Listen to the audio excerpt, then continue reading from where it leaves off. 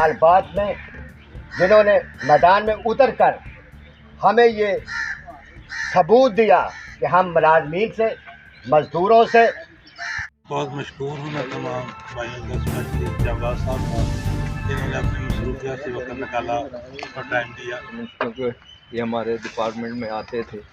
राणा साहब भी कभी तो जैसे ये इशू बहुत बड़ा चला था हमारे एजुकेशन का, ये प्राइवेट ਜਿਹੜੇ ਮਾਮਲਾ 2-3 ਦੱਸੇ ਨੇ, नो प्रॉब्लम। मेरा मालक सानू हमेशा मेरे मालक तो अच्छे की दुआ करनी चाहिए।